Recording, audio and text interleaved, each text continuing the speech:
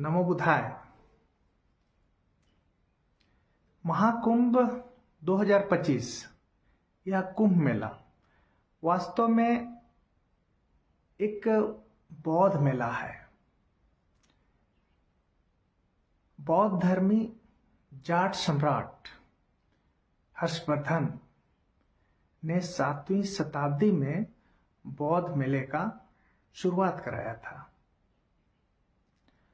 बौद्ध धर्म में दो चीज बड़े प्रमुख हैं, एक ज्ञान और दूसरा दान। तो इस बौद्ध मेले में सम्राट के सामने हजारों विद्वान आते थे और किसी विषय पर डिबेट करते थे, चर्चा करते थे, जिससे कि जो भी चर्चा में निकलता था बात, वो सबको फैलता था, सबको वो बातें मालूम होती थी।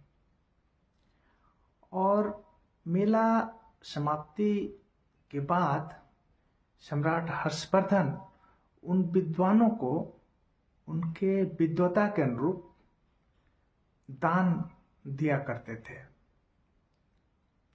आज का जो कुंभ है, महाकुंभ है, कुंभ मेला है, तब के जैसा नहीं है। तब ज्ञान और दान पर आधारित था, और अभी का जो कुंभ मेला है या महाकुंभ है, वो कहें तो मूर्ख साधु सन्यासियों, नंधड़ंग नागा साधुओं का एक जमावड़ा है, जहाँ पर इस तरह के जो हम देखते हैं सब लोग, और ऐसी जो दृश्य है विश्व के सामने जो जाता है, तो भारत का गौरव उसमें गिरता है।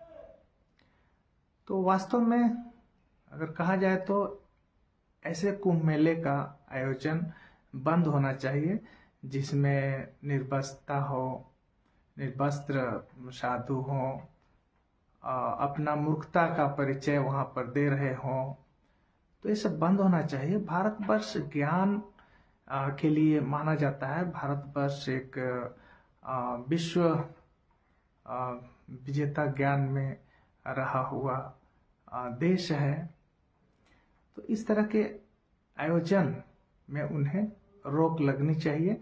और जैसे राजा हर्षवर्धन के समय मेला लगता था, विद्वानों का सम्मान होता था, ज्ञान पर चर्चा होता था, जिससे कि देश विकसित होता था, लोग बुद्धिमान होते थे। और अब जो ये साधु सन्यासी जो दिखाते हैं, इससे आखिर क्या होता है?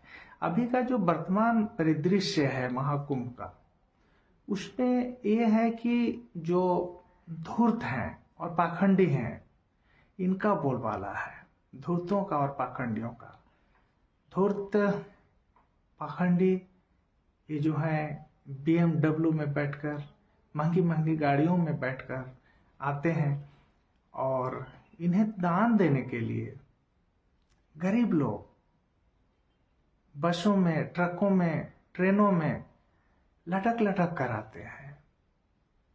राजा हर्षवर्धन के समय विद्वानों को उनके डिबेट के बाद विद्वता के अनुरूप उन्हें दान दिया जाता था।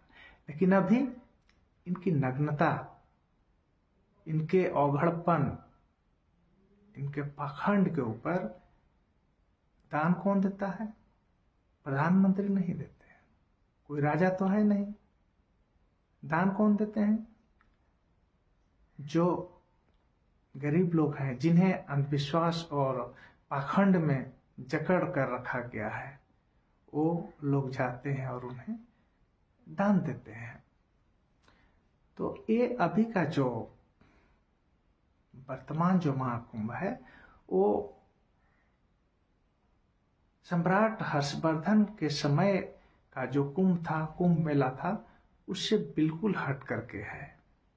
हमें उस ओर वापस होना चाहिए जहाँ पर ज्ञान और दान का महत्व हो। दान सही व्यक्ति को मिले, जो विद्वान है विद्वानों को मिले, और सरकार उनका आयोजन करे। क्योंकि अभी राजा का तो शासन है कि नहीं कि कोई राजा उन्हें दान दे, तो इस तरह का कोई मंत्रालय के अंदर एक विभाग बनना चाहिए और उसमें विद्वानों को आमंत्रित किया जाना चाहिए। विद्वानों को उनके विद्वता के अनुकूल उन्हें पुरस्कृत किया जाना चाहिए। तो ये था मेरा आज का महाकुंभ 2025 के ऊपर विशेष मेरी बात, जो मैंने स्टडी किया है, आपको बता रहा हूँ, आपको बताया। उम्मीद करता हूँ कि आपको अच्छा लगा होगा। भारतवर्ष में जो धूर्त और पाखंड है, ये हमारे देश के लिए बहुत बड़े कलंक हैं। ये कलंक मिटना चाहिए। भारत के संविधान में भी जो अनुच्छेद 51A(H) है, उसमें पाखंड और अंधविश्वास के ऊपर बोलने, कहने, लिखने का अधिकार है और वैज्ञानिकता को, वैज्ञानिक विचारधारा को बढ़ाने को मौका दिया जाता है। तो उस आधार पर मैं बात करता हूँ, बताता हूँ। तो ये जो है महाकुंभ, ये वास्तव में एक बौद्ध मेला था जो बदल करके और कुंभ मेला इन पाखंडी और धूर्तों के कंट्रोल में जा चुका है।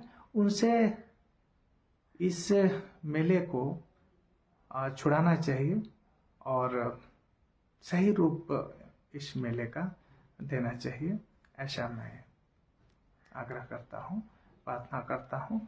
लोगों को सोचने के लिए मैं एक तरह से विवश करता हूँ।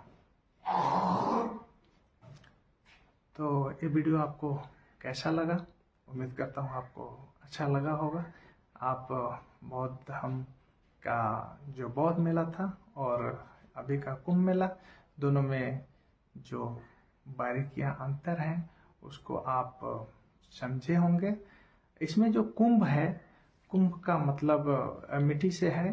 तो आज 21वीं शताब्दी चल रहा है। आज के दिन स्टील के बर्तन हैं, तांबे के बर्तन हैं, लोहे के बर्तन हैं, एल्युमिनियम के बर्तन हैं। 7वीं शताब्दी में मिट्टी के तरह तरह के बर्तन होते थे और मेले में आते थे लोग।